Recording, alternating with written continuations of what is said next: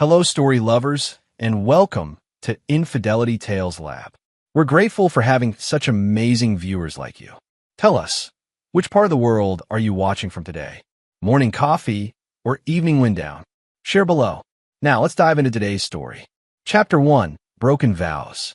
Warren Blackwood stood in his workshop, the smell of fresh-cut cedar filling his nostrils as he ran his calloused hands over the polished surface of the handcrafted jewelry box. The intricate vine pattern he'd carved along its edges had taken weeks to perfect. Inside, he'd inscribed a simple message: "To Lily, my greatest creation. Love, Dad." As the owner of Blackwood Custom Furniture, Warren had built a reputation for creating heirloom pieces that told stories.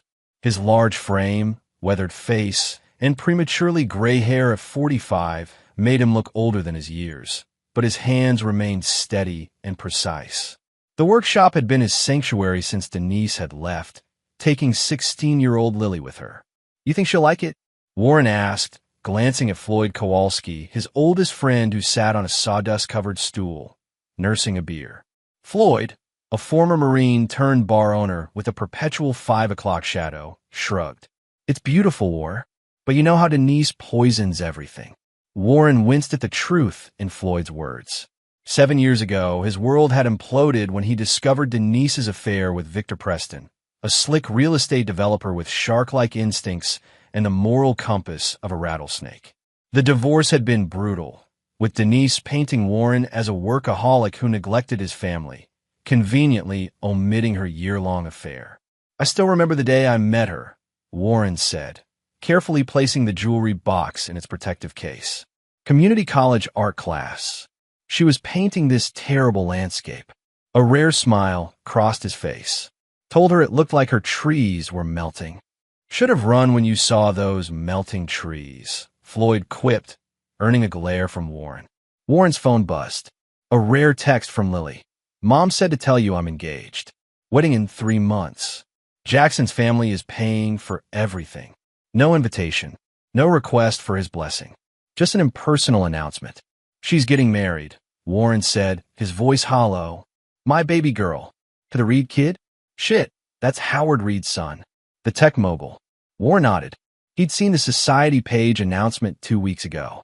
Jackson Reed, 28, heir to Reed Technologies, engaged to Lillian Thorne, 23, graduate student in art history. The photo showed a handsome young man with a warm smile and his arm around Lily, Warren's daughter, who had his eyes but Denise's golden hair and delicate features. Warren tried calling Lily, but the call went straight to voicemail. He left a message congratulating her, asking if they could meet for coffee. He wanted to give her the jewelry box in person, to see her face when she opened it. Later that evening, Warren drove to his modest suburban home, passing through the wealthy neighborhood where Denise now lived with Victor. Their house was a modernist monstrosity, all glass and sharp angles. Warren had driven past it countless times, imagining Victor smugly enjoying the life built with Denise's divorce settlement and his shady real estate deals. Inside his home, Warren opened his laptop and searched for information about Jackson Reed. By all accounts, the young man seemed decent, graduated with honors from Stanford, worked his way up at his father's company rather than demanding an executive position, volunteered with technology education programs for underprivileged youth. Warren's phone rang. It was Pauline Collins, Denise's younger sister. "Warren, I thought you should know," Pauline said without preamble. "Denise and Victor are planning to exclude you from the wedding." Warren's grip tightened on the phone. "What do you mean?" "They're telling Lily you're too unpredictable, that you might cause a scene." Pauline's voice dropped. "I've tried talking to Denise, but Victor has her convinced you'll ruin everything." "I'm her father, Pauline." "I know. It's wrong. That's why I'm calling." She paused. "There's something else. I don't think Victor is who he pretends to be. Denise mentions money problems sometimes, then clams up. When I push, she gets defensive." Warren thanked Pauline for the information. After hanging up, he stared at Lily's graduation photo, the last time he'd seen her in person. She'd barely spoken to him, kept her distance at Denise's insistence. "I won't let them take this from me, too," Warren whispered to the empty room. The next morning, Warren visited Tessa Wong, a private investigator he'd hired during the divorce. Tessa operated out of a small office above a Vietnamese restaurant. Her space neat, but utilitarian. "I need information on Victor Preston," Warren explained after they exchanged greetings, "and his relationship with my ex-wife." Tessa, a compact woman with shrewd eyes and a no-nonsense attitude, nodded. "Financial situation? Personal history? Criminal record? Everything. And I need to know about a woman named Glenda. I think she was Victor's ex before Denise." "This about your daughter's wedding?" Warren nodded grimly. "They're trying to keep me out of it. Family situations are messy," Tessa said, making notes. "What's your endgame here, Warren?" "I want my daughter back," Warren said simply. "And I want the truth to come out." After leaving Tessa's office, Warren drove to his workshop and immersed himself in work. As he shaped a piece of walnut, his mind drifted to memories of teaching 5-year-old Lily to sandwood, her small hands in his as they worked together. The pride in her eyes when they finished their first project, a simple birdhouse. By evening, Warren had made a decision. He wouldn't fight for an invitation.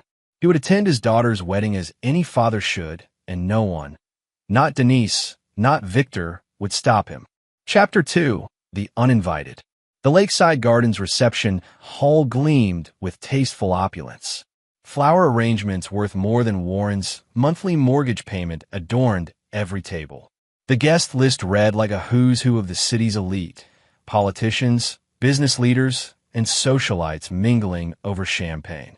Warren adjusted his tie, the same one he'd worn to Lily's high school graduation, and approached the reception desk with the jewelry box tucked under his arm. He'd dressed in his best suit, had his hair trimmed, determined to look presentable for his daughter's special day. "Good evening," Warren said to the young woman, checking names off the guest list. "Warren Blackwood, father of the bride." The woman smiled politely and scanned her tablet. Her smile faltered.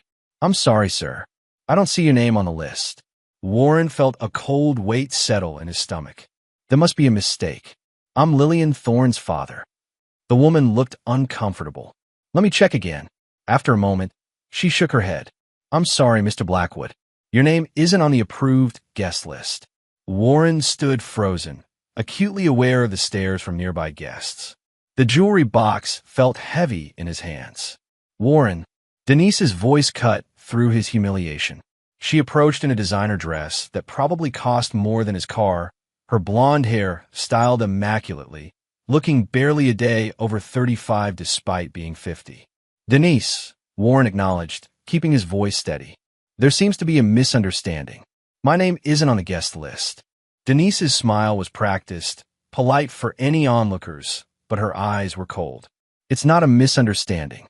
Warren felt his face flush with anger, but kept his composure.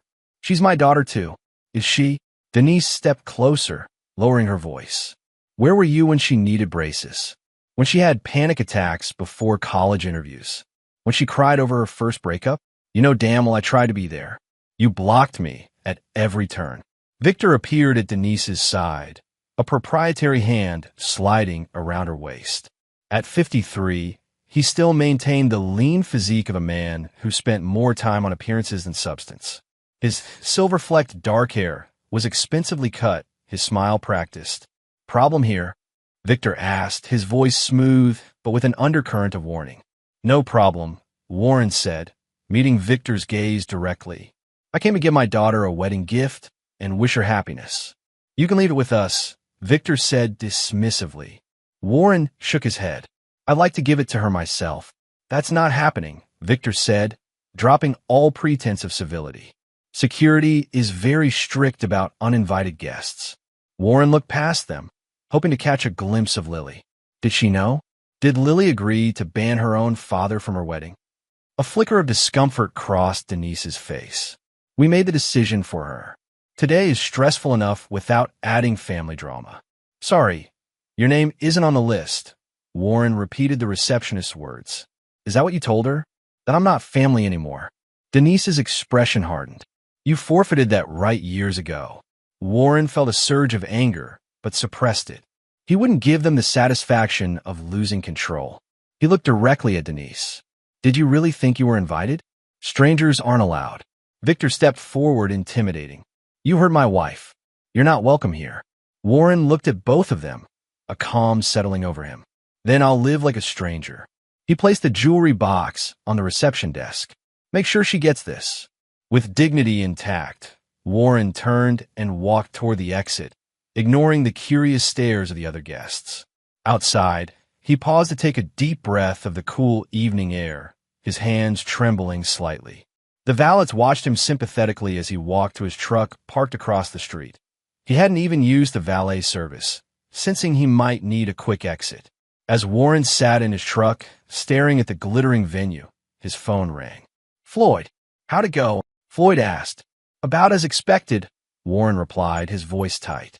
Come to the bar. First round's on me. Warren started the engine, but couldn't bring himself to drive away just yet. Through the windows of the venue, he could see the celebration continuing without him.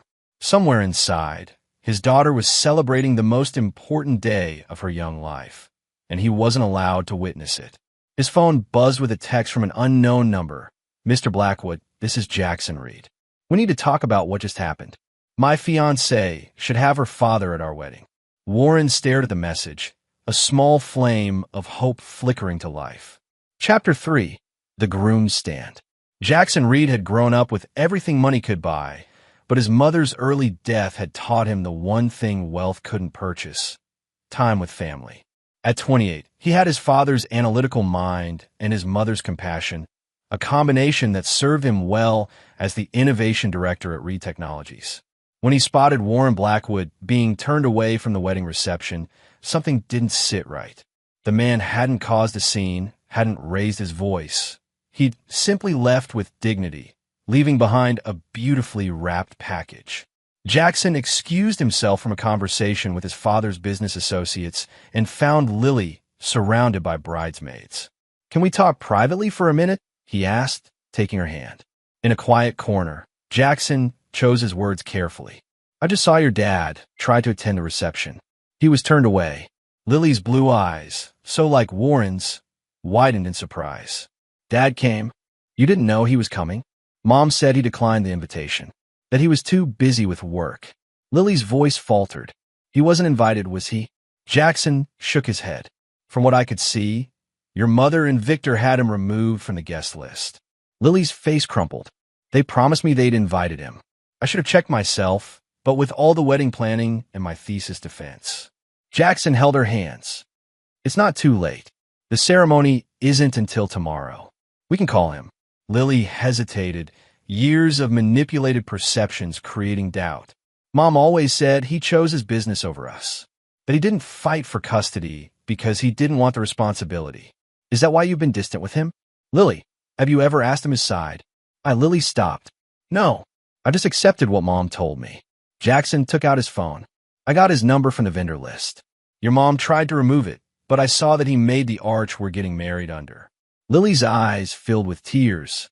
He did. She told me it was from Victor's architect friend. It has a small WB carved into the back. I noticed it during the venue setup. Jackson squeezed her hand. Call him Lily. Lily took the phone, but hesitated. What if Mom's right? What if he doesn't care? The man I saw tonight brought a gift and wore a suit that's seen better days.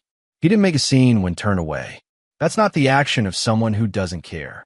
While Lily considered this, Jackson went in search of Denise and Victor.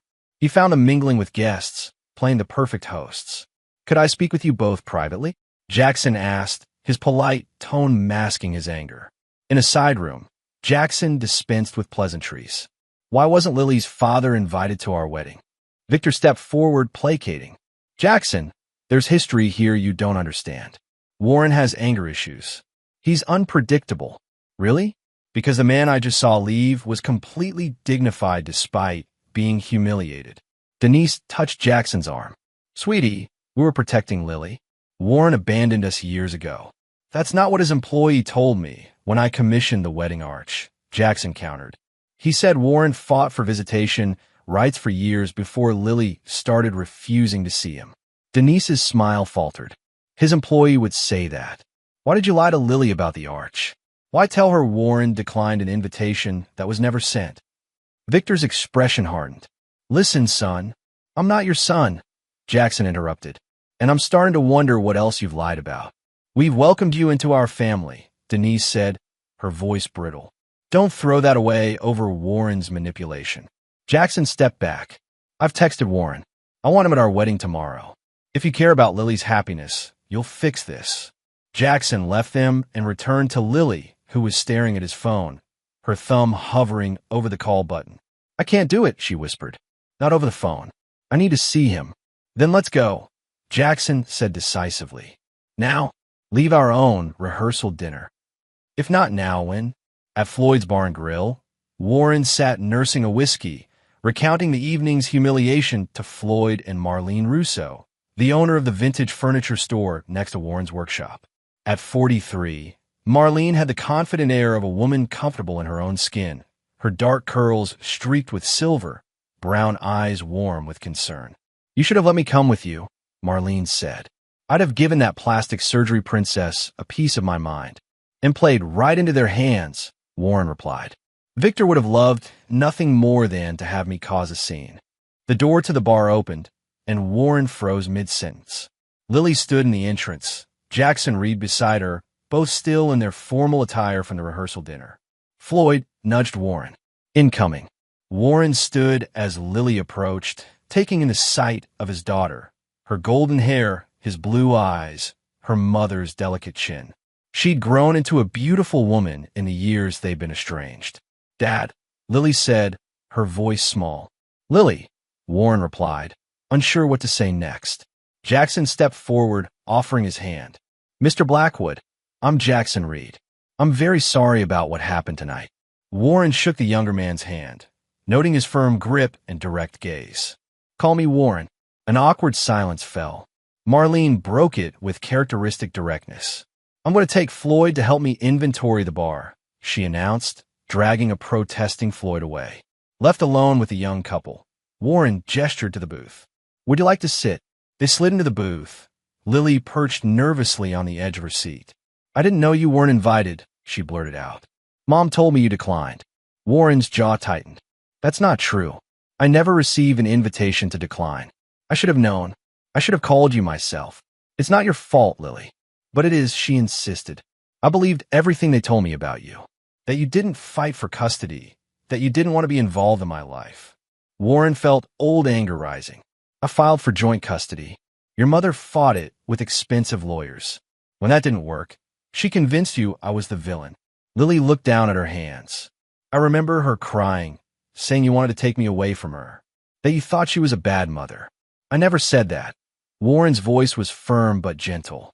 Your mother is many things, but I always respected her as your mother. Jackson observed the exchange quietly, then spoke.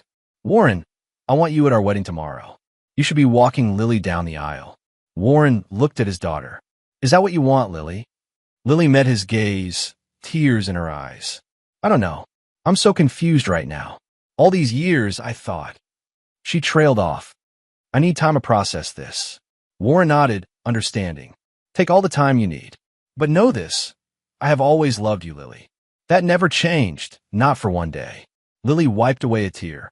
The ceremony is at 2 p.m. tomorrow. I'd like you to be there, even if you're not walking me down the aisle yet. Warren felt a mixture of hope and caution. Your mother and Victor won't like it. It's my wedding, Lily said with newfound resolve. And you're my father. Jackson smiled, squeezing Lily's hand. That's settled then. As the couple prepared to leave, Warren remembered something. Did they give you my gift? Lily shook her head. What gift? A jewelry box. I made it for you. No, they didn't mention any gift.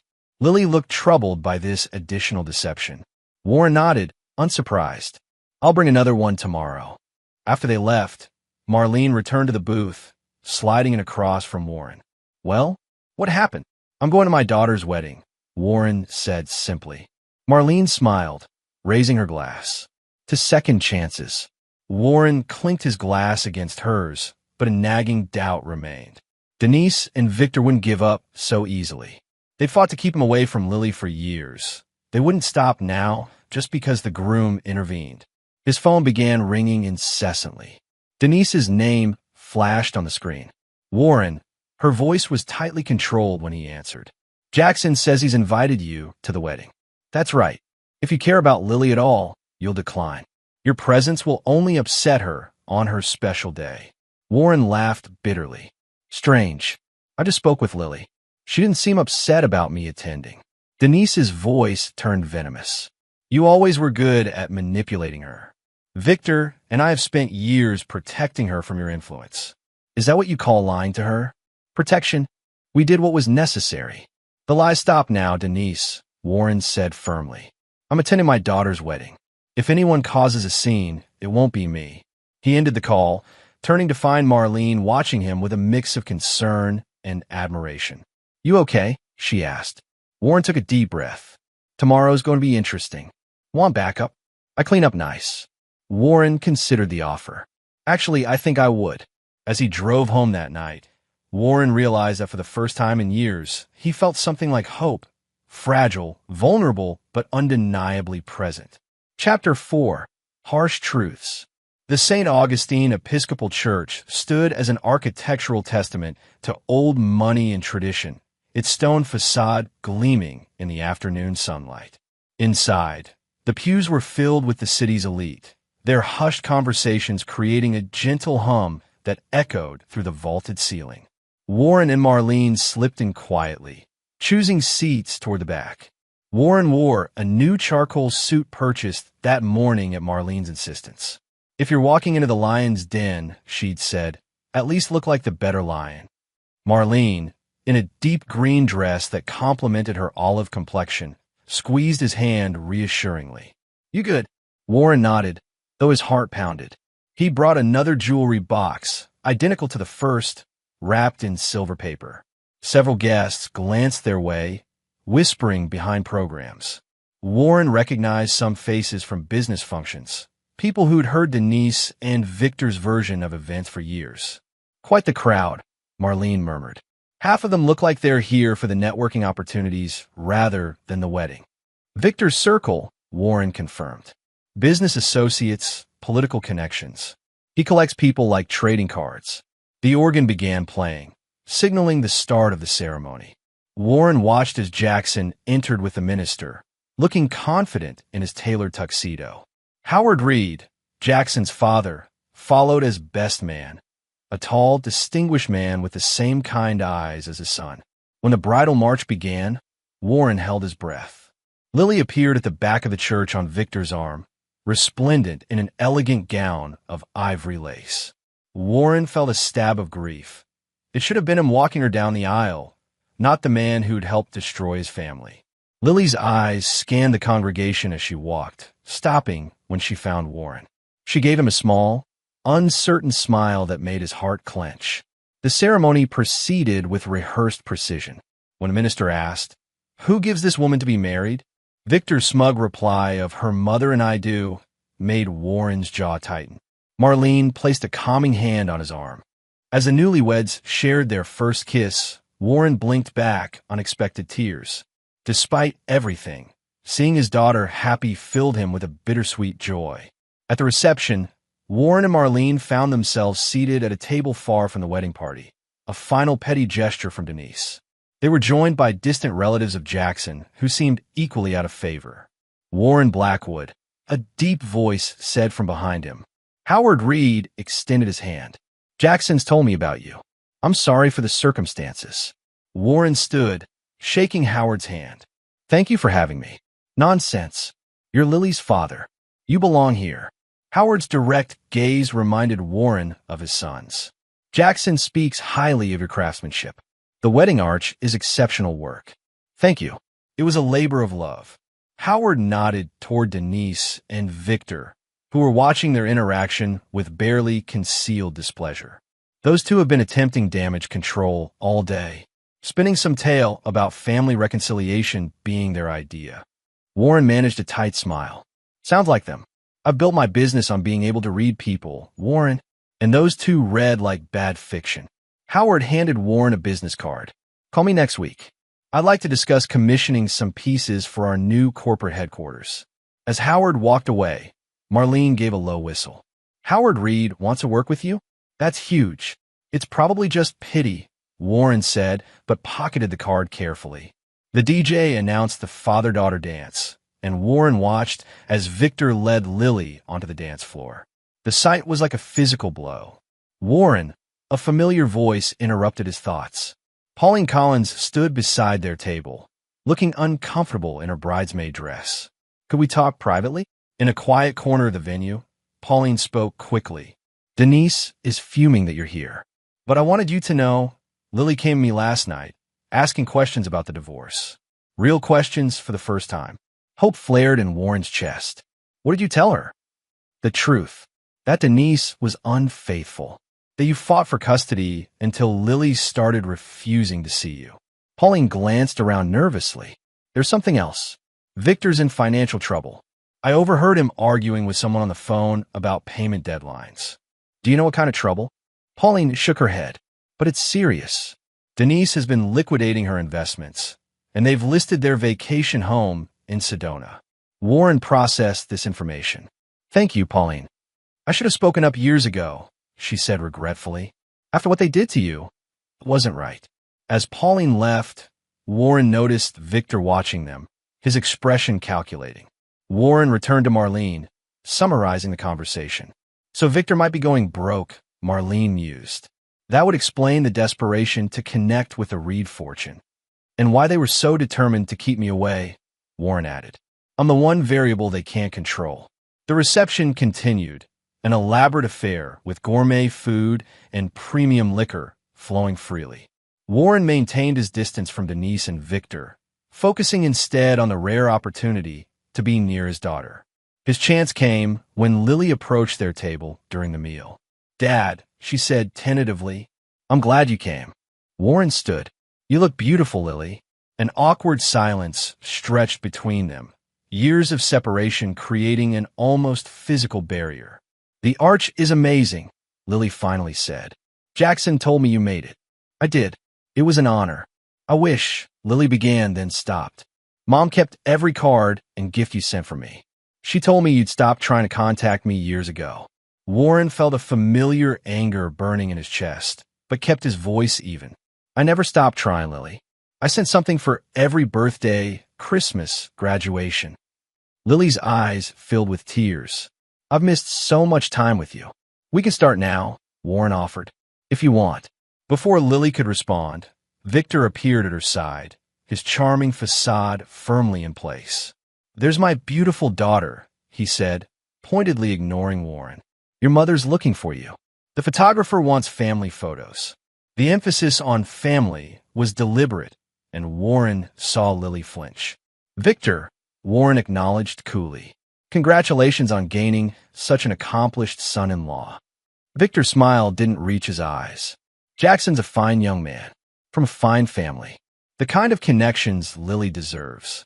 "The kind of connections you need, you mean?" Warren replied quietly. Victor's expression hardened. "Enjoy the party, Warren.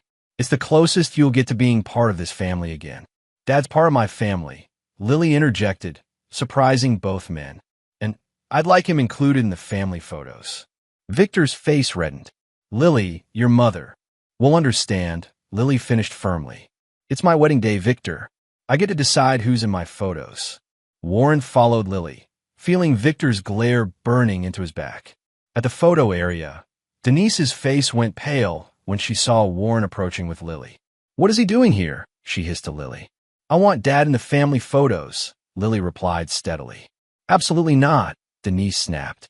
"After everything he's done." "What exactly has he done, Mom?" Lily challenged. "Because Aunt Pauline tells a very different story than you do." Denise shot a venomous look toward her sister, who stood with the other bridesmaids. "Pauline doesn't know what she's talking about." 3 minutes, Lily negotiated. "Dad stands in for 3 minutes of photos, and then you get your way for the rest." "It's not up for discussion." Denise relented with poor grace, positioning herself as far from Warren as possible in the group shots. The photographer, sensing the tension, worked quickly. As Warren stepped away after the photos, Howard Reed approached again. "Quite the family drama unfolding," he observed. Warren gave a rueful smile. "You could say that." "Jackson values family above all else," Howard said. "Losing his mother young taught him that. He won't tolerate people who try to come between blood relations. Your son is a good man. He is. And he's chosen your daughter, which speaks well of her too. Howard regarded Warren thoughtfully. Despite the efforts of those two, he nodded toward Denise and Victor, to paint you as some kind of monster. Warren raised an eyebrow. They've been talking to you? Victor approached me about investment opportunities months ago, when Jackson and Lily first got serious. Used their relationship as an in. Howard's expression was one of distaste. I don't mix family and business that way. The conversation was interrupted by the clinking of glasses announcing the toasts. Warren watched as Victor took the microphone, playing the role of proud stepfather with practiced charm. His toast was full of platitudes about family and love that rang hollow to Warren's ears. When the formal dances began, Warren stood by the bar, watching Lily dance with Jackson, her face radiant with happiness. "May I have this dance?" Marlene appeared beside him, offering her hand. On the dance floor, Marlene studied his face. "You look like you're plotting something." "Not plotting, just thinking." "About?" "Victor's financial troubles. His desperate need to connect with the Reeds. The lies they told Lily." Warren's jaw tightened. "They stole years I can never get back with my daughter. So what now?" Warren's eyes met hers, a quiet determination in them. "Now I find out exactly what Victor's hiding, and I make sure Lily knows the truth about everything."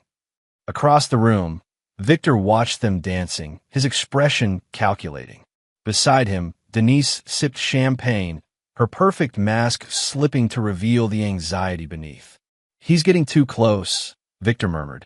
"To Lily. To the Reeds." "It's one day," Denise replied. "After this, we can manage the situation." "Can we?" Victor's voice had an edge. "Your daughter is starting to ask questions. Howard Reed just spent 10 minutes talking to your ex-husband. This could unravel everything." "What do you want me to do, Victor? Cause a scene at my daughter's wedding?" Victor's grip tightened on his champagne flute. "Of course not. But when this is over, we need to contain the damage. Permanently." As the evening wound down, Warren and Lily shared a brief, awkward hug goodbye. "I'd like to have coffee sometime," Lily said. "To talk." "I'd like that very much," Warren replied, his voice thick with emotion. Driving home with Marlene, Warren felt a mixture of hope and resolve strengthening in his chest. "They didn't win," he said quietly. "No," Marlene agreed. "But they're not done fighting." Warren nodded grimly. "Neither am I." Chapter 5. Paper Trails. 1 week after the wedding, Warren sat in Tessa Wong's office, examining the files she'd compiled on Victor Preston. "He's been careful," Tessa said, tapping the thinnest folder. "No criminal record. Pays his taxes. Outwardly, he's the perfect upstanding citizen. But," Warren prompted, "but his business dealings are interesting." She opened a thicker folder. "Preston Development Group has started and dissolved 6 different LLCs in the past 5 years. Each one exists just long enough to complete a project, then disappears. Is that illegal?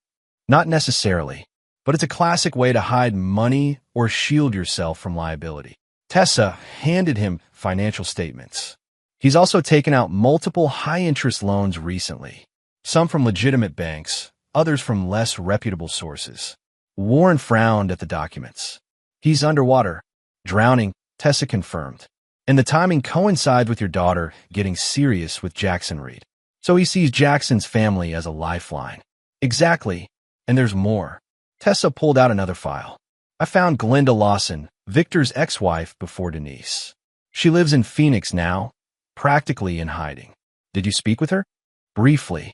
She was scared, even after all these years. But she agreed to talk to you."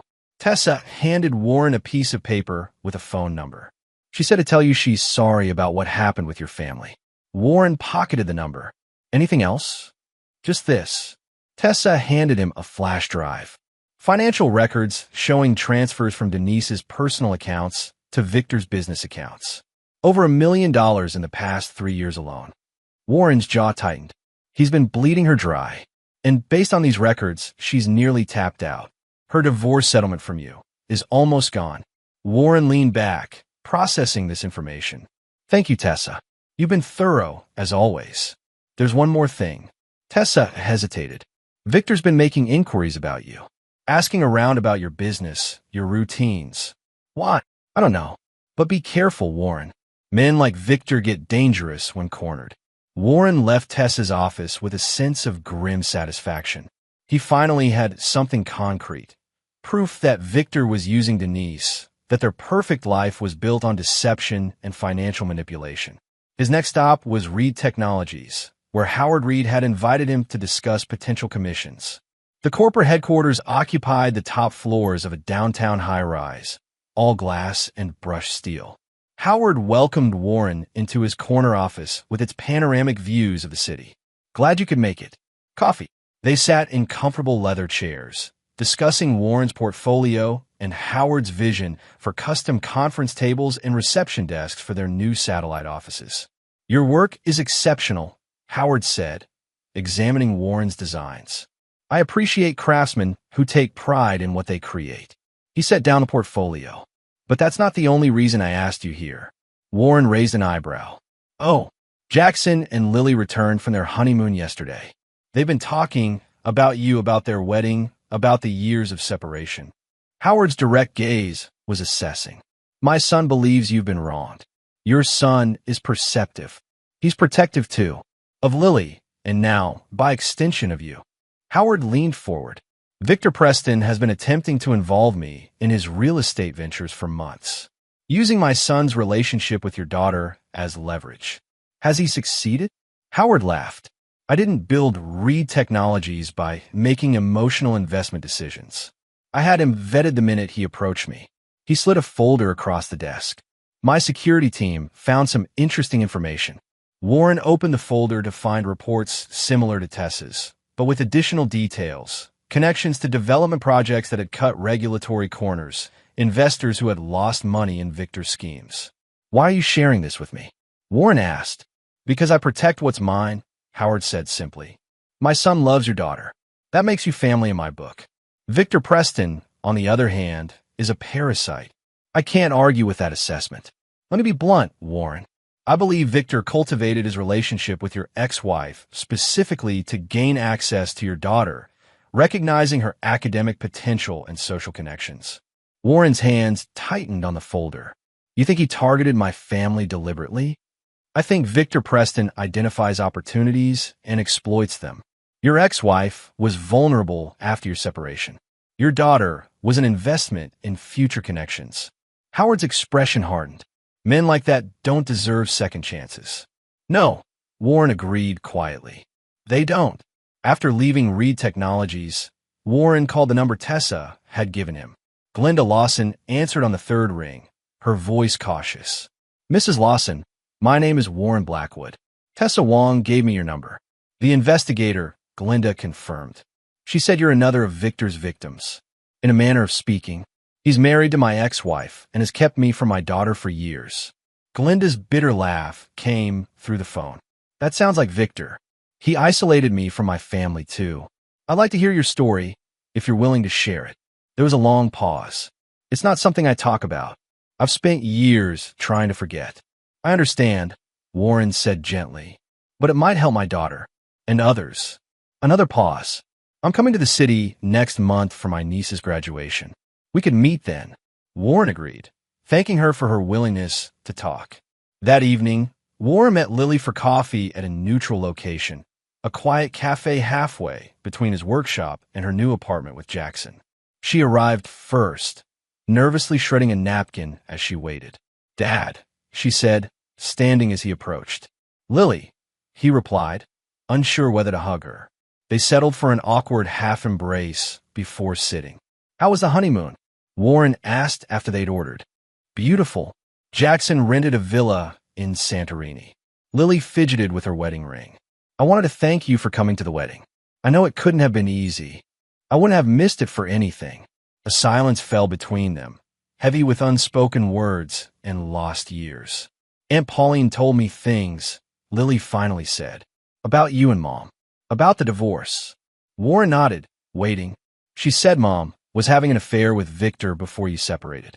That you found out and confronted them. Lily's blue eyes, so like his own, searched his face. Is that true? Yes, Warren confirmed quietly.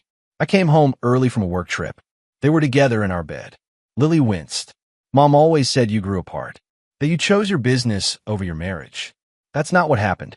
Why didn't you fight harder for me? After the divorce, Warren felt old pain surfacing. I did fight, Lily. I spent every penny I had on lawyers. But your mother had Victor's money behind her, and she convinced you that I was the villain. I remember her crying, Lily said slowly, saying you were trying to take me away from her, that you thought she was unfit. I never said that. I wanted joint custody, time with both parents. And the weekend visits that stopped? She said you canceled them. Warren shook his head. You started saying you didn't want to come, that you had plans with friends, school projects. Eventually, the excuses became outright refusals. Lily looked down at her coffee. I remember Victor saying you didn't really want to see me, that you were just doing it out of obligation. Nothing could be further from the truth. Warren reached across the table, stopping just short of touching her hand. You are the most important person in my life. Tears welled in Lily's eyes. I've been so stupid, so blind. No, Warren said firmly.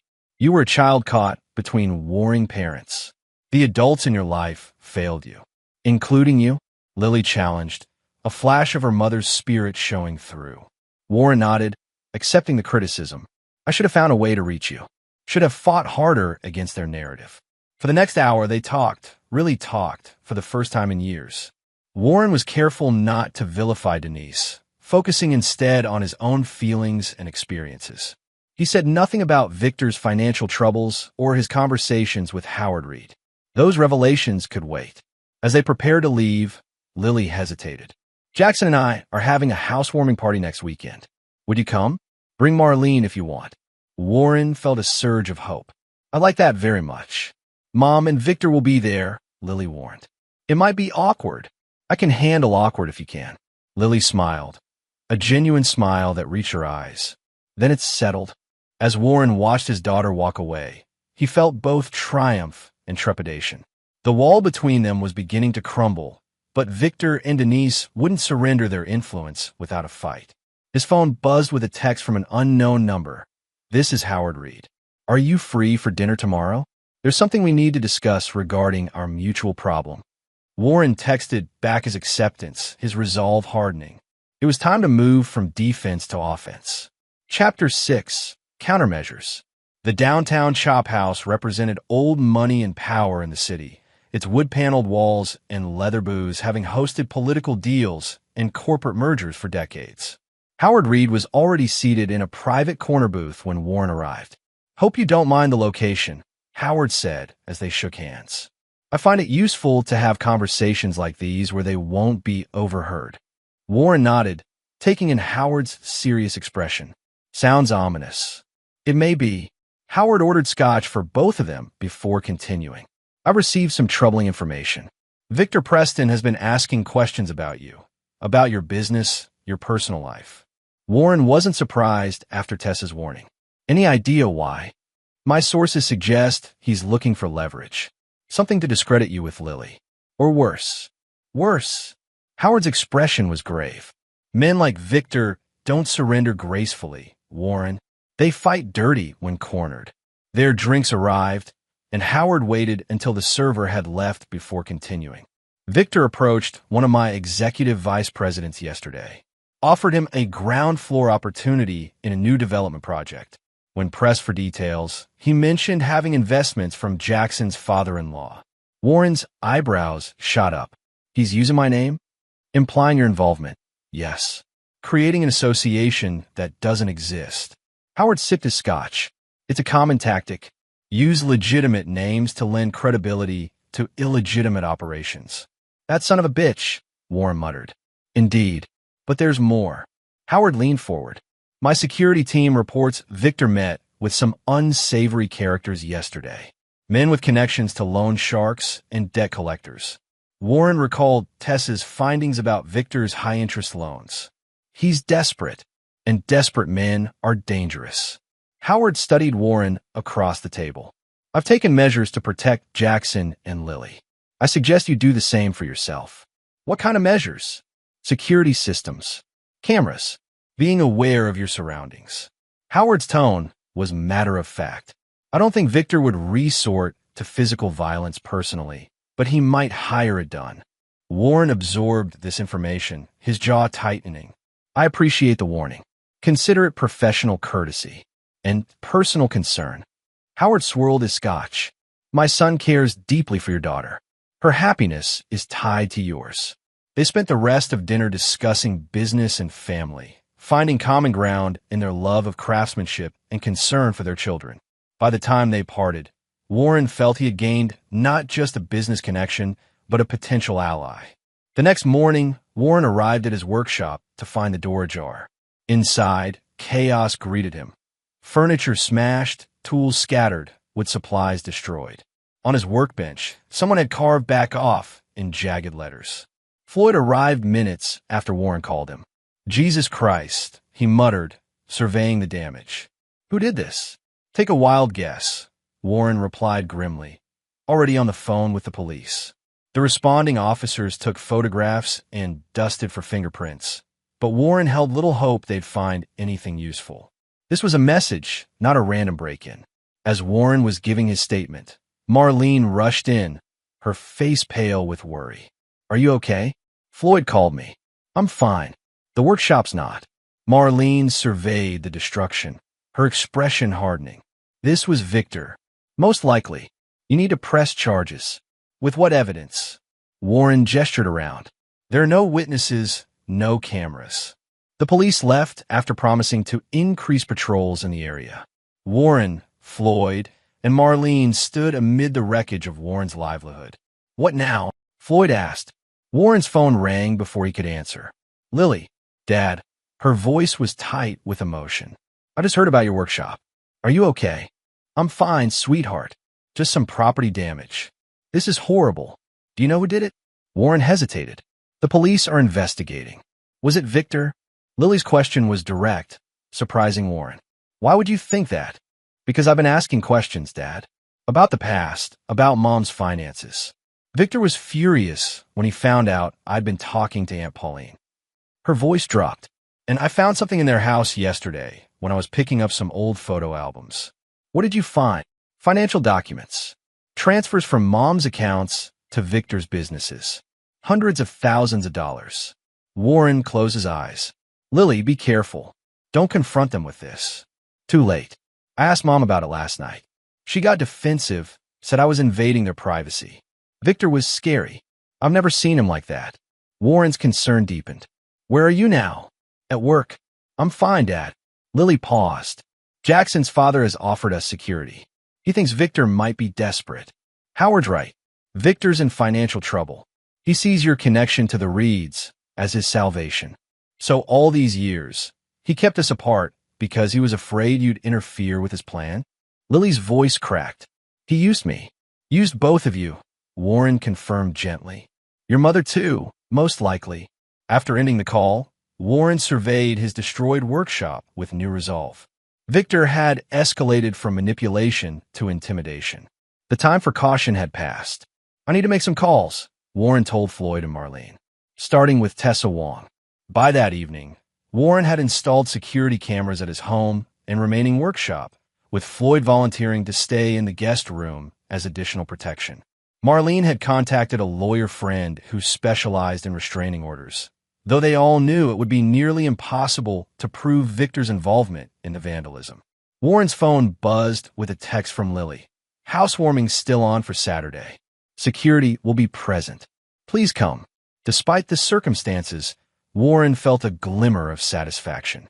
Victor's desperate actions were having the opposite effect of what he intended, pushing Lily closer to Warren instead of driving them apart. The next day brought unexpected support. Howard Reed arrived at Warren's workshop with 2 security specialists who upgraded the basic system Warren had installed and added motion sensors and panic buttons. Consider it an investment in my future grandchildren's grandfather, Howard said simply when Warren protested the expense. You're very confident about grandchildren, Warren observed. Howard smiled. Jackson and Lily are already discussing it. You want a big family. The thought of grandchildren, of being present in their lives from the beginning, filled Warren with fierce determination. He wouldn't let Victor steal that future from him, too. Saturday evening arrived, and Warren drove to Jackson and Lily's new penthouse apartment with Marlene beside him, both dressed casually but well for the housewarming party. "Ready for this?" Marlene asked as they parked. Warren nodded grimly. "As I'll ever be." The apartment was stunning, open concept with floor-to-ceiling windows overlooking the city. About 30 guests mingled throughout the space, many from the wedding that Warren recognized. Jackson greeted them warmly at the door. "Warren, Marlene, glad you could make it." He lowered his voice. "Fair warning, Victor and Denise are here. Security's keeping an eye on them." Warren nodded his thanks, scanning the room. He spotted Denise by the bar, looking tense despite her perfect makeup and designer dress.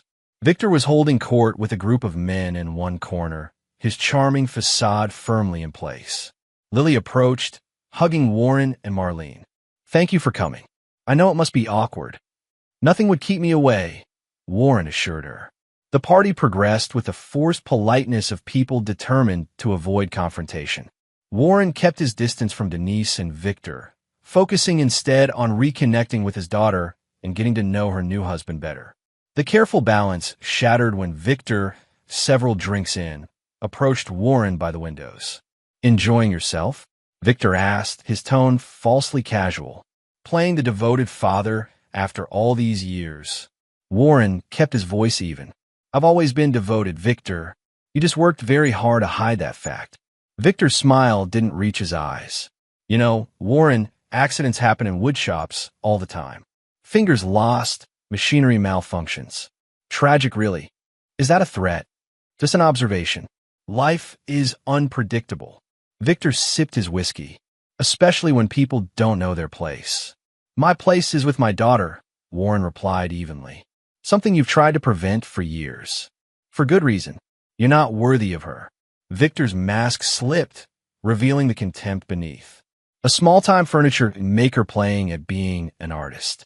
You couldn't provide for Denise the way I can, couldn't give Lily the opportunities I've made possible. Like draining her mother's accounts to fund your failing businesses?" Warren countered quietly. "Those kinds of opportunities?" Victor's face hardened. "You're out of your depth, Warren. Walk away while you still can. Or what? You'll vandalize my shop again? Try to intimidate me?" Warren stepped closer. "I'm not afraid of you, Victor. You should be." Victor's voice dropped to a menacing whisper. "I demolished your family once. I can do much worse now." Before Warren could respond, Jackson appeared beside them. "Everything okay here?" "Just catching up," Victor said smoothly, his mask back in place. "Warren was telling me about his latest projects." "Actually," Warren said, his patience finally snapping, "Victor was just threatening me." Again, Jackson's expression darkened. "Is that true, Victor?" "Of course not." Warren's being dramatic. Victor laughed dismissively. "Too much wine, perhaps." "I don't drink wine," Warren said flatly. "And I'm not imagining the threats, or the destruction of my workshop, or the years you've spent turning my daughter against me." Victor's face flushed with anger. "You're delusional." "Security," he called, gesturing to one of the men Howard had stationed around the apartment. "This man is causing a scene. He should be removed." The security guard approached, but instead of escorting Warren out, he addressed Jackson. "Everything all right, Mr. Reed?" Jackson nodded. "Warren stays. Victor, I think you and Denise should leave." Victor's facade cracked completely. "You can't throw us out. We're family."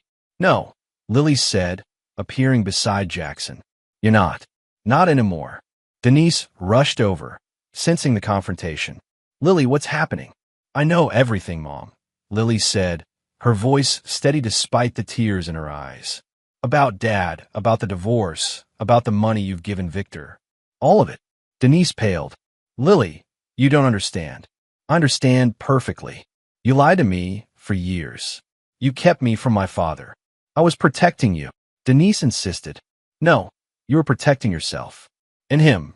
Lily gestured to Victor, whose charm had abandoned him completely, leaving only naked calculation in his expression. "This is ridiculous," Victor snapped.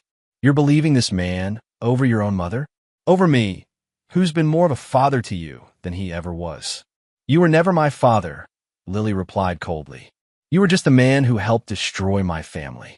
The party had gone silent, all eyes on the unfolding drama.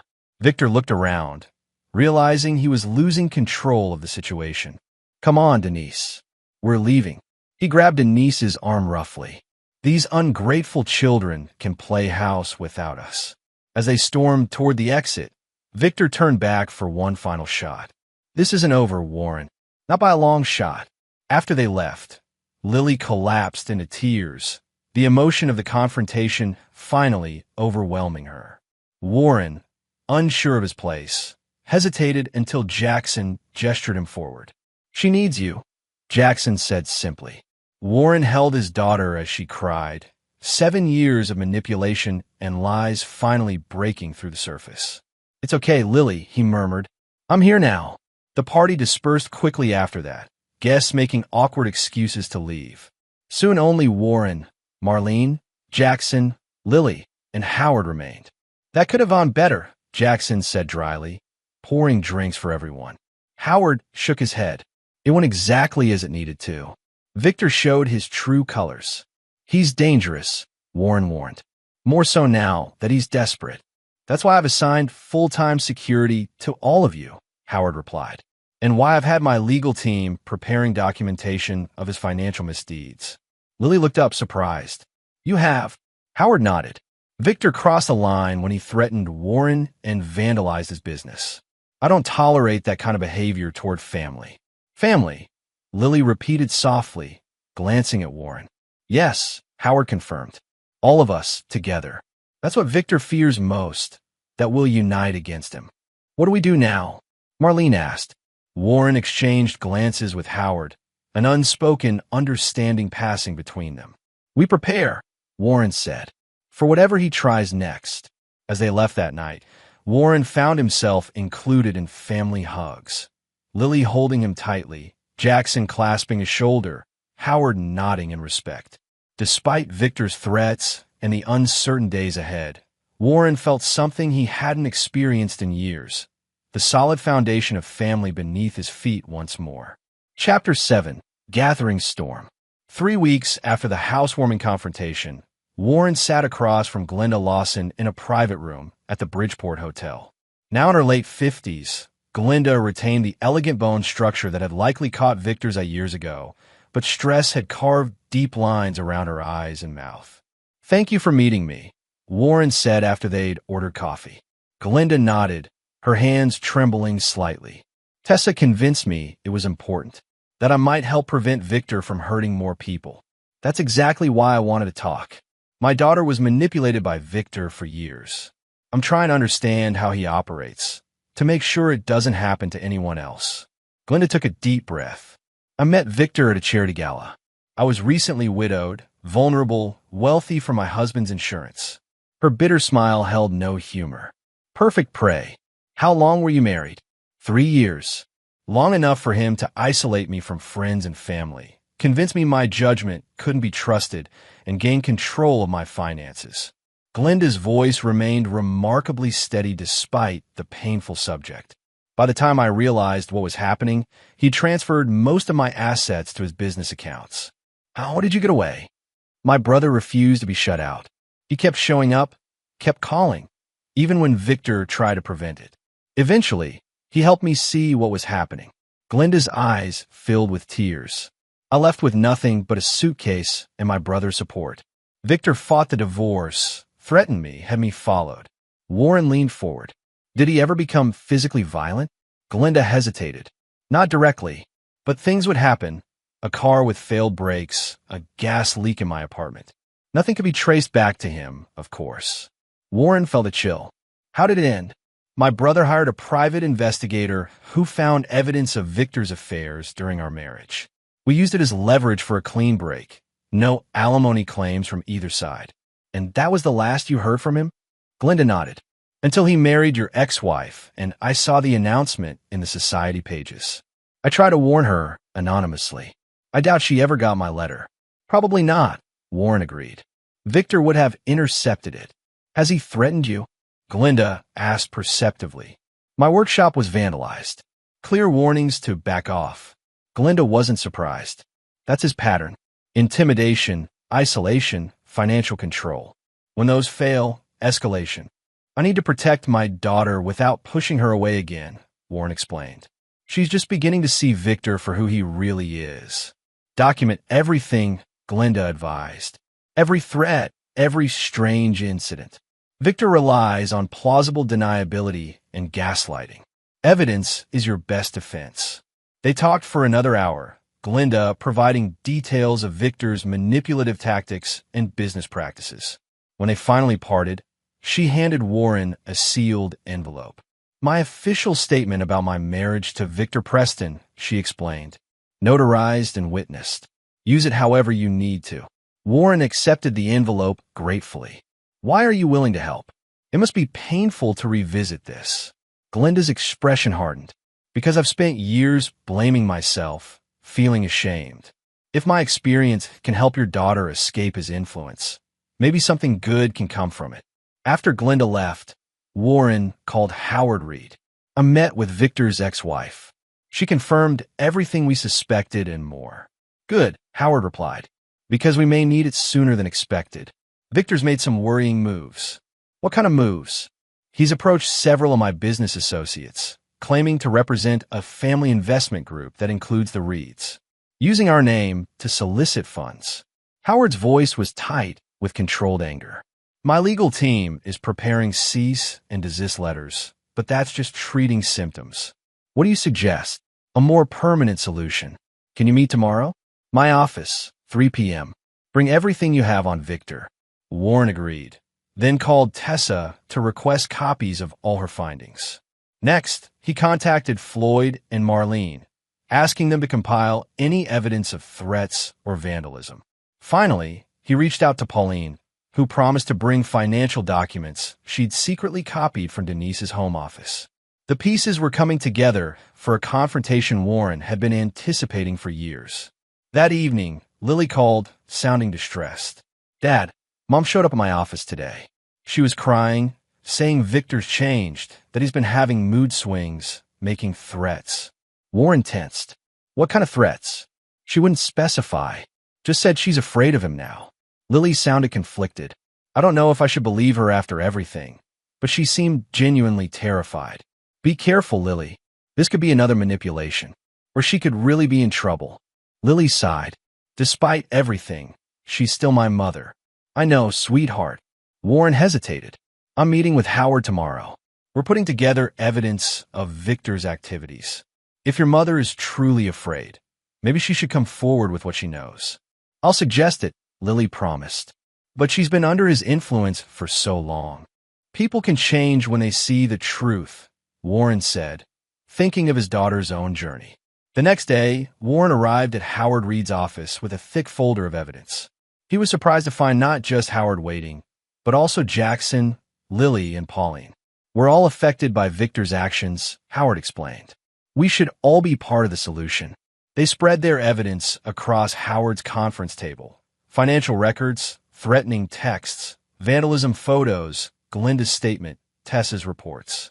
Together, they painted a damning picture of a man who had systematically manipulated and exploited those around him. This is more than enough for a restraining order, Pauline said, examining the collection. Possibly criminal charges for the threats and vandalism. The problem, Howard noted, is proving Victor's direct involvement. He's careful to maintain plausible deniability. What about Mom? Lily asked. If she really is afraid of him now, could she testify? If we could convince her, Warren said doubtfully. But Victor's hold on her is strong.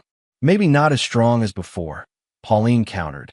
Denise called me this morning, asking if she could stay with me for a few days. Said she and Victor had a huge fight about money. A spark of hope ignited in Warren's chest. If Denise turns against him, Victor loses his last shield. Then that's our next step, Howard decided. Pauline, see if Denise will meet with all of us.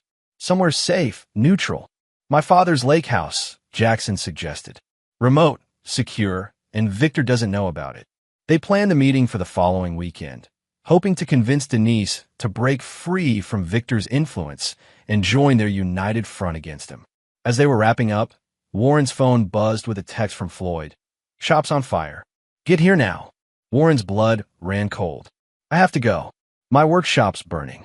Jackson insisted on driving him, while Howard called ahead to the fire department and police. By the time they arrived, thick black smoke was billowing from the windows of Warren's workshop, firefighters working to contain the blaze. Floyd stood across the street, face smudged with soot. I was locking up when I smelled gas, he explained hoarsely. Barely got out before the place went up. Was anyone hurt? Warren asked urgently. No, thank God. But Warren, this wasn't an accident. I found a broken window in the back, and the gas line had been tampered with. A police detective approached, introducing herself as Detective Rivera. Mr. Blackwood, we're treating this as possible arson. Do you have any security footage? Yes, cameras on all entrances. The feedback's up to a cloud server. While Warren provided access information to the detective, Howard made calls, arranging for additional security for everyone involved and expediting their plans to confront Victor. That night, Warren stayed at Marlene's apartment, too shaken to return to his empty house. They sat on her couch, a bottle of whiskey between them. He could have killed Floyd, Warren said, his voice hollow, if he'd been working late like he usually does. Marlene squeezed his hand, but he wasn't, and now we have proof of how far Victor will go. Warren nodded grimly. No more waiting. No more gathering evidence. It's time to end this. The next morning brought unexpected news. Detective Rivera called to report they had identified a suspect from the security footage, a known arsonist with ties to loan sharks Victor had borrowed from. The man had been arrested trying to leave town. Will he testify against Victor? Warren asked. He's considering a deal, Rivera confirmed. But these guys are usually loyal to whoever pays them. We'll need more than his testimony to connect Victor to the arson. I might have what you need, Warren said, thinking of the evidence they compiled. Can I come to the station? By that afternoon, Warren had shared their findings with Detective Rivera, who promised to pursue the connection to Victor aggressively. Meanwhile, Pauline confirmed that Denise had agreed to meet with them at the lake house that weekend. She's terrified, Pauline reported. Says Victor's become erratic, threatening. She's staying with me until the meeting. Everything was falling into place, but Warren remained cautious. Victor had proven himself dangerous and unpredictable. The final confrontation would require careful planning and preparation. Howard provided security for the lake house meeting. 2 professionals who swept the property for surveillance devices and maintained a perimeter. Warren, Lily, Jackson, Pauline, and Marlene arrived early, preparing the space and reviewing their strategy. Denise arrived last, looking nothing like the polished socialite Warren remembered from a wedding. Her designer clothes had been replaced by jeans and a sweater, her perfect makeup absent, dark circles visible beneath her eyes. Thank you for coming, Lily said, hugging her mother tentatively. Denise clung to her daughter, tears streaming down her face. I'm so sorry, Lily. For everything. They gathered in the lake house's spacious living room, Denise seated in the center, visibly nervous. We're not here to attack you, Denise, Warren began, keeping his voice gentle despite years of justified anger. We're here because we're all concerned about Victor's escalating behavior. Denise nodded, wiping away tears. I should have seen it years ago. The controlling behavior, the isolation, the financial demands. He's been bleeding me dry for years. Why now? Pauline asked bluntly. What changed? The wedding, Denise admitted. Seeing Warren there, seeing Lily reconnect with him, Victor became obsessed with maintaining control. And when his latest development project failed, he blamed me for not contributing enough money. She looked at Warren directly. He admitted to vandalizing your workshop, said it was a warning. When that didn't work, he arranged the fire, Warren finished grimly. Denise nodded, fresh tears falling. He was drunk, boasting about how he'd taken care of the problem. I realized then what I'd allowed into our lives. We need your help, Denise, Howard said. Your testimony, combined with the evidence we've gathered, could put Victor away for a long time. He'll kill me, Denise whispered fearfully. Not if we act first, Warren promised. Together, we can end this.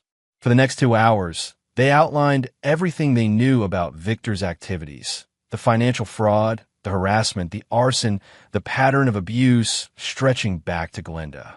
Denise filled in crucial gaps, including details of financial transactions Victor had forced her to make and conversations she'd recorded on her phone in recent weeks. "I'll testify," she finally agreed. For Lily, for all the years Victor stole from her and Warren. As they prepared to leave, Warren found himself alone with Denise for the first time in years. "I don't expect forgiveness," she said quietly.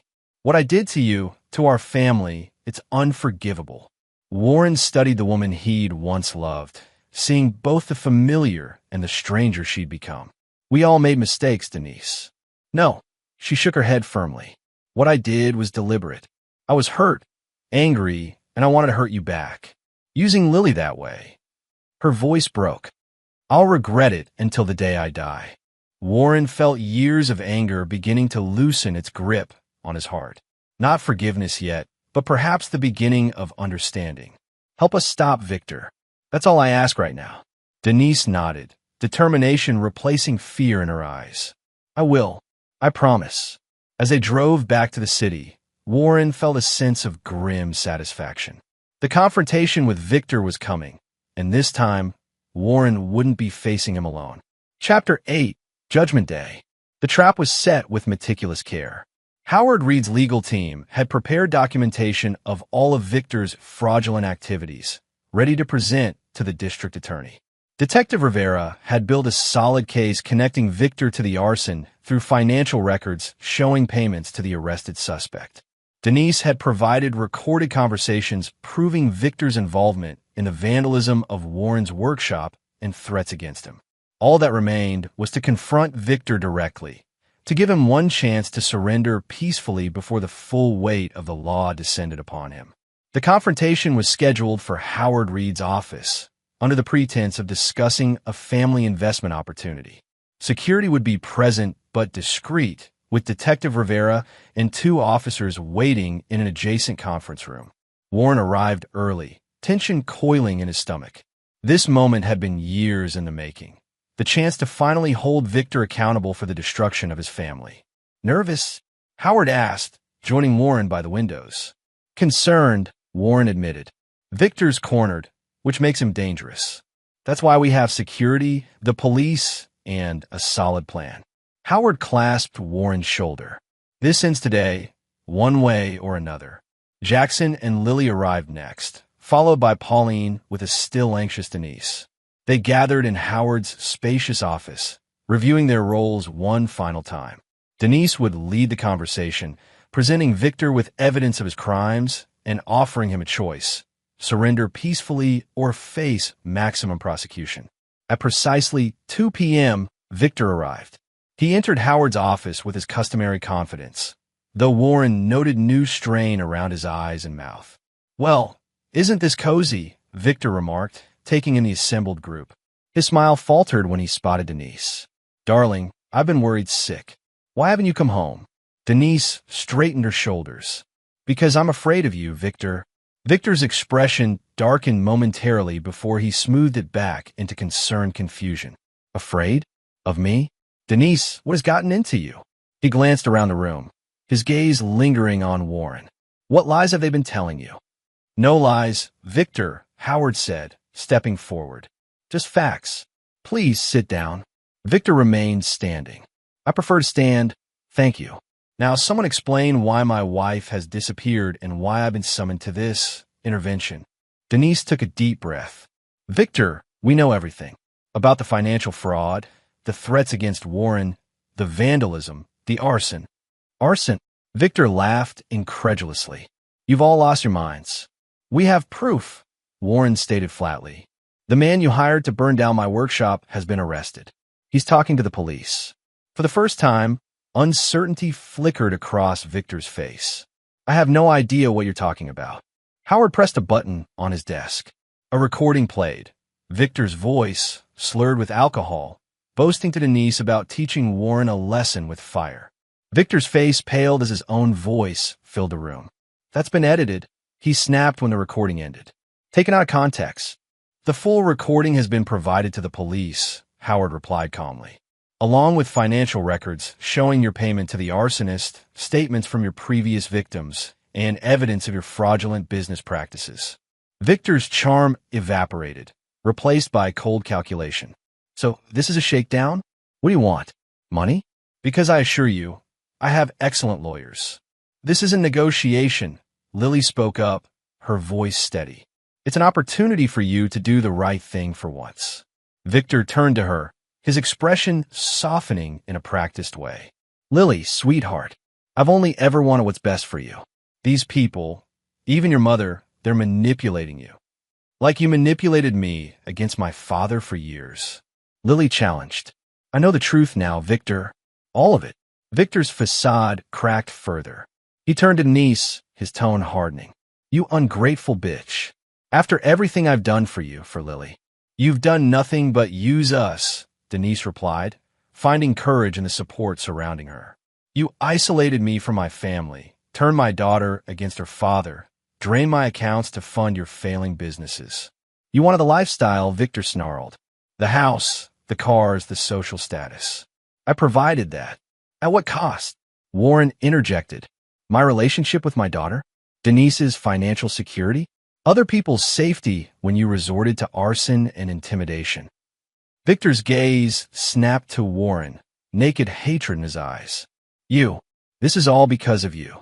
If you had just stayed away, accepted that Lily wasn't yours anymore. She was always mine, Warren interrupted quietly. No matter what lies you told her. Victor lunged toward Warren suddenly, but security personnel appeared instantly, restraining him. At the same moment, Detective Rivera entered with 2 uniformed officers.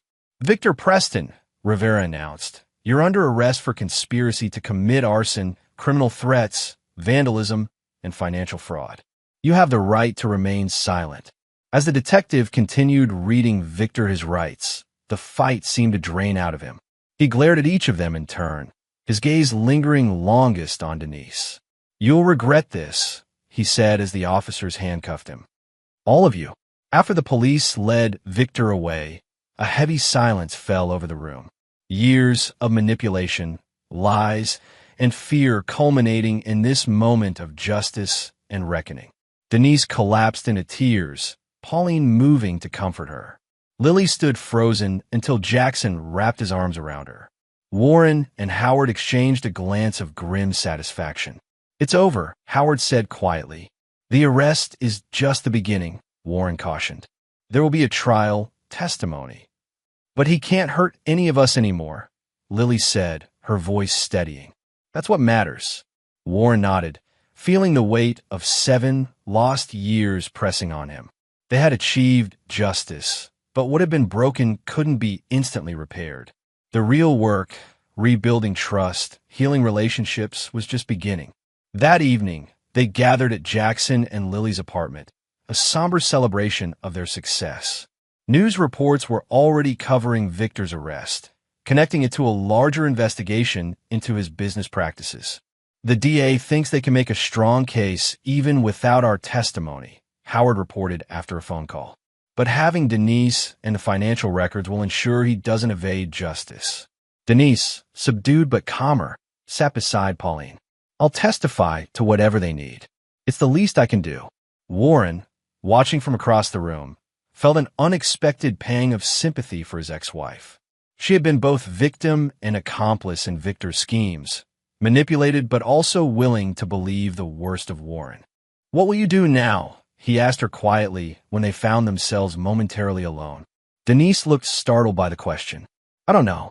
The house will have to be sold to pay debts. My investments are mostly gone. She gave a sad smile. Start over, I suppose. At 50, it's never too late, Warren said, thinking of his own journey back from the brink. Too late for some things, Denise replied, glancing toward Lily. I cost her so many years with you. Cost you so much time with her. We can't change the past. No, Denise agreed. But I want you to know, I'm truly sorry, Warren. Not just because Victor turned out to be a monster, but because what I did was wrong. Using Lily against you, poisoning her mind.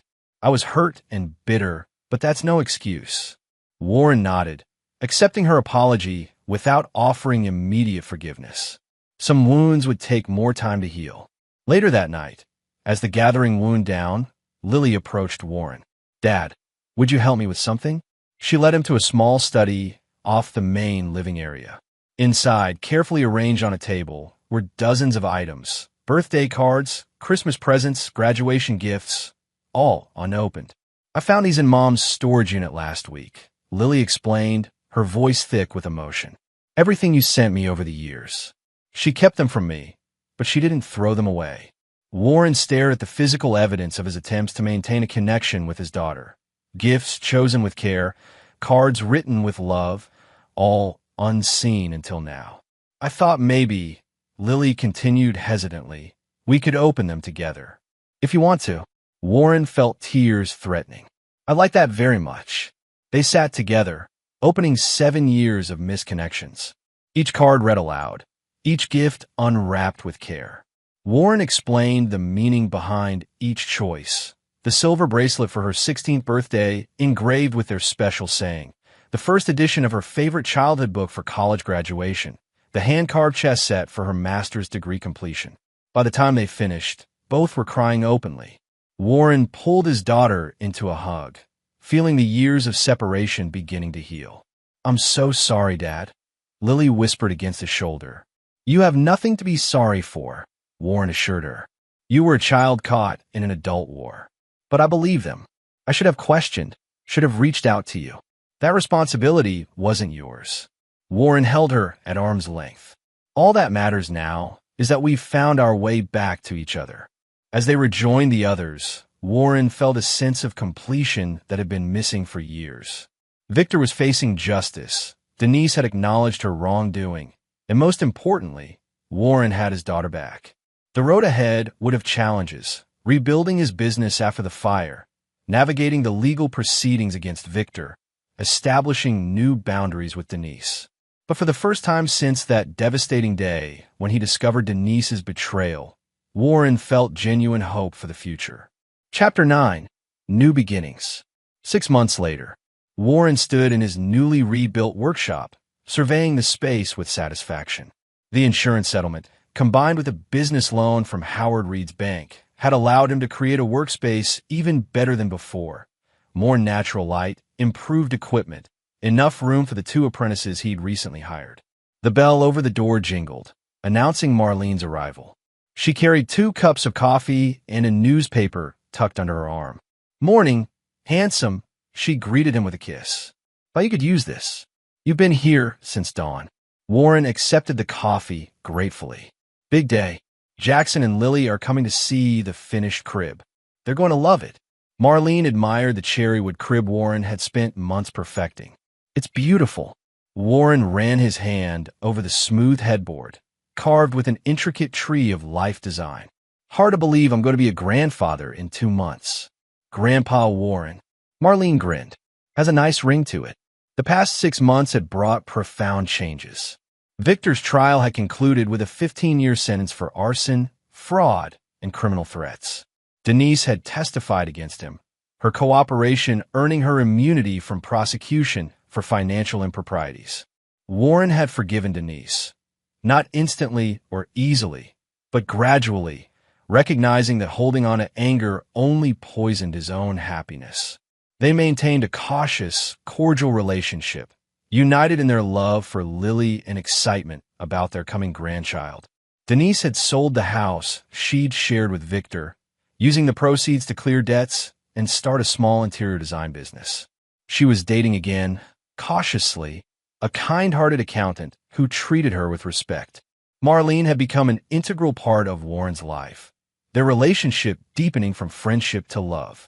They were taking things slowly, both carrying baggage from previous relationships. But Warren had recently begun designing a ring, his intentions clear, if unspoken. The bell jingled again as Floyd entered, carrying a large package. Special delivery from Tessa Wong. Warren opened the package to find a framed newspaper article about Victor's sentencing, along with a note from Tessa, "Justice served. Thought you might want this souvenir. Should we hang it up?" Floyd suggested with a grin. Warren shook his head. No need to dwell on the past. This chapter's closed. The past months had also cemented Warren's friendship with Howard Reed. The older man had become a mentor and ally, providing business advice and commissioning custom furniture for Reed Technologies offices nationwide. Their shared values of craftsmanship, family, and integrity had created a bond that went beyond their children's marriage. At noon, Lily and Jackson arrived, her pregnancy now clearly visible in her 7th month. Warren embraced his daughter carefully, still marveling at the ease between them that had once seemed impossibly lost. "Let me see it," Lily said eagerly, moving toward the sheet-covered crib. Warren pulled away the covering to reveal his creation. The cherrywood gleamed with multiple coats of hand-rubbed finish, the carvings intricate but child-safe, every edge rounded and smooth. Lily gasped, running her hand over the tree of life carving. "It's perfect, Dad." "There's more," Warren said, showing them the hidden features, a drawer beneath for extra blankets, the rocking mechanism that could be locked in place when needed, the way it could later convert to a toddler bed. "You've thought of everything," Jackson said admiringly. "Thank you, Warren. This means a lot to us." "It's what grandfathers do," Warren replied simply. "Build things meant to last." After they'd examined every detail of the crib, the four of them went to lunch at the cafe next door. Warren noticed Lily wincing slightly as she sat. "Back pain?" he asked with concern. Lily nodded. "Doctor says it's normal. Another 2 months of this to go. Your mother had the same issue when she was pregnant with you," Warren recalled. "We found a special pillow that helped." "You'll have to tell me about it," Lily said. "Mom's been sharing pregnancy stories too. It's nice hearing both sides." Warren smiled, appreciating how far they'd all come. "I'm sure between all of us, this baby will have more support than it knows what to do with." Speaking of support, Jackson said, "Dad wanted me to invite you all to dinner this weekend. He's announcing a new charitable foundation, and he'd like Warren to be on the board." "Me?" Warren was surprised. "Why?" "Because you've got integrity and judgment," Jackson explained. "And because he considers you family now." Family. The word had new meaning for Warren now, expanded, redefined, stronger for having been tested and rebuilt. After lunch, Lily and Jackson left to meet with their pediatrician, promising to return the following weekend to transport the finished crib to their home. Back in the workshop, Warren and Marlene arranged tools for his afternoon class, a free woodworking course for at-risk teens that Warren had started as a way to give back to the community. "You know," Marlene observed, "a year ago, your life was in shambles. Workshop destroyed, estranged from your daughter, consumed by anger toward Victor and Denise." Warren nodded, acknowledging the truth in her words. "And now look," she continued.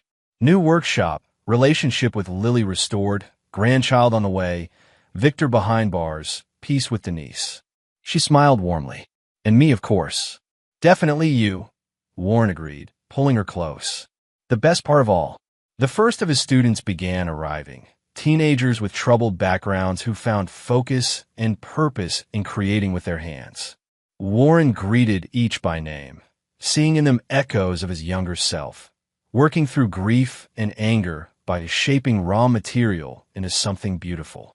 That evening, Warren sat on his back porch with Marlene beside him, watching the sunset. His phone buzzed with a text from Lily, an ultrasound image with the caption, "Baby's first picture for Grandpa."